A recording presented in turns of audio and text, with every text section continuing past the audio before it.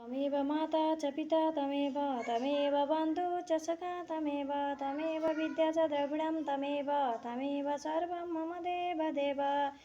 नमस्कार दोस्तों, आज मैं श्रीमद् भागवत गीता पुस्तक के आधार से अध्याय 2 गीता का सार से श्लोक 39 और 40 का पाठ करने जा रही हूँ।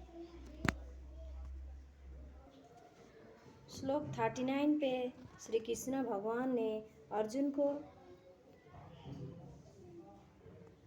बताया है कि ऐसा ते अभिहिता साखे बुद्धियोगे तु इमं वृणु बुद्धया युक्तया पार्थ कर्म बंधनं प्रहास्यसि।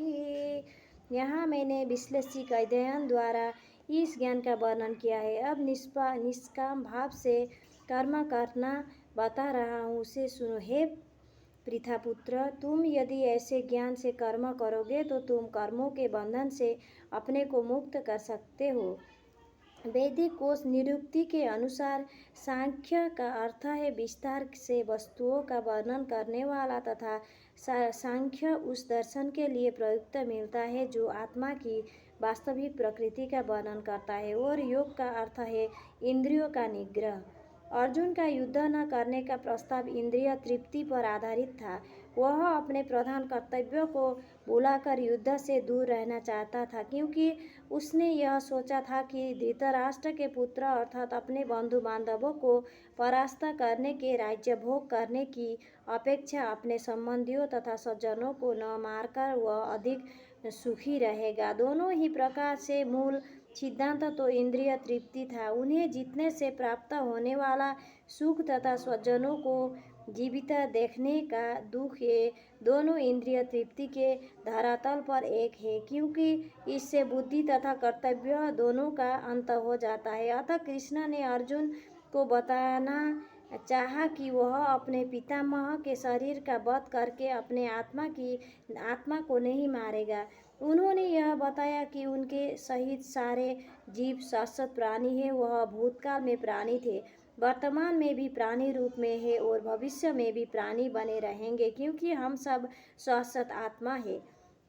हम विभिन्न प्रकार से केवल अपना शारीरिक परिधान बदलते रहते हैं और इस भौतिक वस्त्र के बंधन से मुक्त के बाद भी हमारी पृथक सत्ता बनी रहती है। भगवान कृष्ण द्वारा आत्मा तथा शरीर का अत्यंत विशेष विश्लेषिक अध्ययन प्रस्तुत किया गया है और निरुक्ति कोश की शब्दावली में इस विशद अध्ययन को यहाँ सांख्य कहा गया है। इस सांख्य का नास्तिक कपिल तक के सांख्य दर्शन से कोई सरोकार नहीं है। इस नास्तिक कपिल को सांख्य दर्शन से बहुत पहले भगवान कृष्ण ने अवतार भगवान कपिल ने अपनी माता देवहूति के समक्ष श्रीमद् भागवत में वास्तविक सांख्य दर्शन पर प्रवचन किया था। उन्होंने स्पष्ट बताया कि पुरुष या परमेश्वर क्रियाशील है और वे प्रकृति पर दृष्टिपात करके सृष्टि की उत्पत्ति करते हैं। इसको वेदों में तथा गीता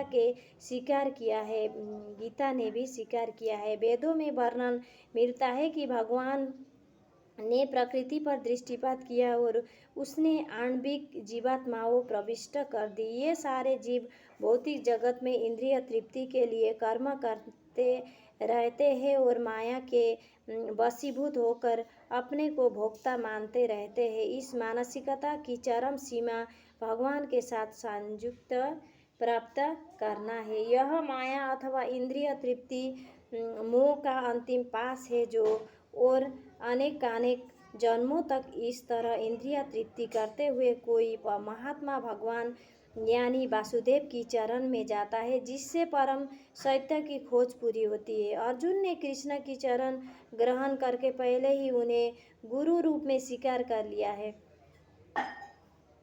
फलस्वरूप कृष्ण अब उसे बुद्धि योग या कर्मयोग की कार्यविधि बताएंगे, जो कृष्ण की इंद्रिय तृप्ति के लिए किया गया भक्ति भोग है। यह बुद्धि योग अध्याय 10 के 10वें श्लोक में वर्णित है, जिसमें इसे उन भगवान के साथ प्रत्यक्ष संपर्क बताया गया है जो सबके हृदय में परमात्मा रूप में विद्यमान है। किंतु ऐसा संपर्क भक्ति के बिना संभव नहीं है। अतः जो भगवान की भक्ति या दिव्य प्रेमा भक्ति में या कृष्ण भावना नृत्य में स्थल होता है, वही भगवान की विशिष्ट कृपा से बुद्धि योग की यह अवस्था प्राप्त कर पाता है। अथवा भगवान कहते हैं कि जो लोग दिव्य प्रेम बस भक्ति में निरंतर लगे रहे हैं, उन्हें ही वे भक्ति का विशुद्ध ज्ञान प्रदान करते हैं।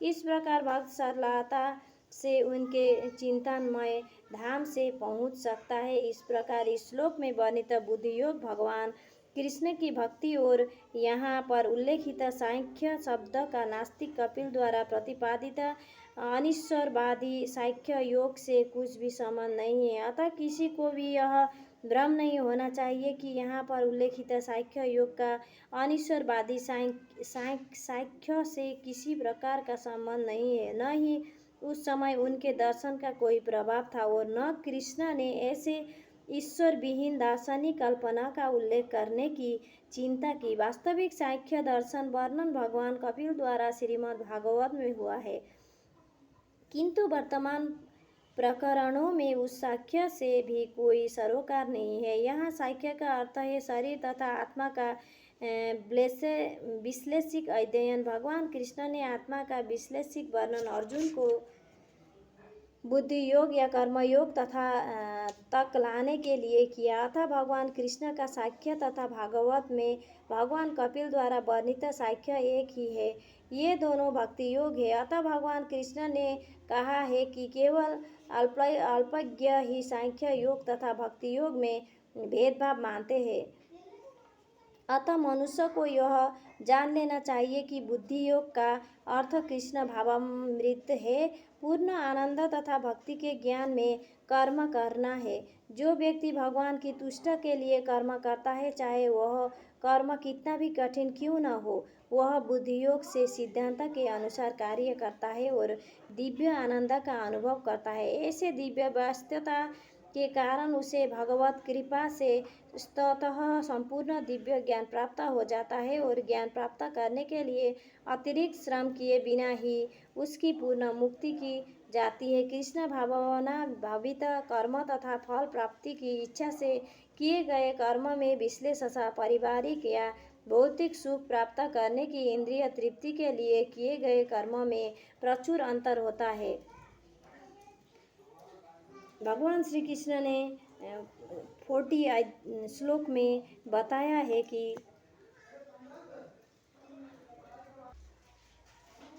न इह विक्रमनाशास्ति प्रत्यवाय न विद्यते स्वल्पमपि धर्मैश्च त्रायते महत भयात्। इस प्रयास में न तो हानि होती है, न ही हास, अपितु इस पथ पर की गई अल्प प्रगति भी महान भय से रक्षा कर सकती है। इस श्लोक का अर्थ यह है, कर्म का सर्वोच्च दिव्य गुण है कृष्ण भावनामृत में कर्म या इंद्रिय तृप्ति की आशा न करके कृष्ण के हित में कर्म करना। ऐसे कर्म का लघु आरंभ होने पर भी कोई बाधा नहीं आती है, न कभी इस आरंभ का विनाश होता है। भौतिक स्तर पर प्रारंभ किए जाने वाले किसी भी कार्य को पूरा करना होता है, अन्यथा सारा प्रयास निष्कल्प हो जाता है। किंतु कृष्ण भावनामृत में प्रारंभ किया जाने वाला कोई भी कार्य अधूरा रहकर भी स्थायी प्रभाव डालता है। अतः ऐसे कर्म करने वालों को कोई हानि नहीं होती, चाहे यह कर्म अधूरा ही क्यों न रहे। यदि कृष्ण भावनामृत का 1% भी कार्य पूरा हुआ तो उसका स्थायी फल होता है, अतः अगली बार 2% से शुभारंभ होगी, किंतु भौतिक कर्म में जब तक 100% सफलता प्राप्त न हो तब तक कोई लाभ नहीं होता। अजामिल ने कृष्ण भावनामृत में अपने कर्तव्य का कुछ ही प्रतिशत पूरा किया था, किंतु भगवान की कृपा से उसे 100% लाभ मिला। यदि कोई अपना धर्म छोड़कर कृष्ण भावनामृत में काम करता है और फिर काम पूरा न होने के कारण नीचे गिर जाता है तो इसमें उसके क्यों हानि। और यदि कोई अपने भौतिक कार्यों को पूरा करता है तो इससे उसको क्यों लाभ होगा। अथवा जैसा कि ईसाई कहते हैं, यदि कोई अपनी शाश्वत आत्मा को खोकर संपूर्ण जगत को पा ले तो मनुष्य को इससे क्यों लाभ होगा। भौतिक कार्य तथा उनके फल शरीर के साथ ही समाप्त हो जाता है, किंतु कृष्ण भावनामृत में किया गया कार्य मनुष्य को इस शरीर के विनष्ट होने पर भी पुनः कृष्ण भावनामृत तक ले जाता है। कम से कम इतना तो निश्चित है कि अगले जन्म में उसे सुसंस्कृत ब्राह्मण परिवार में या धनी मानी कुल में मनुष्य का शरीर प्राप्त हो सकेगा, जिससे उसे भविष्य में ऊपर उठने का अवसर प्राप्त हो सकेगा। कृष्ण भावनामृत में संपन्न कार्य का यही अनुपम गुण है।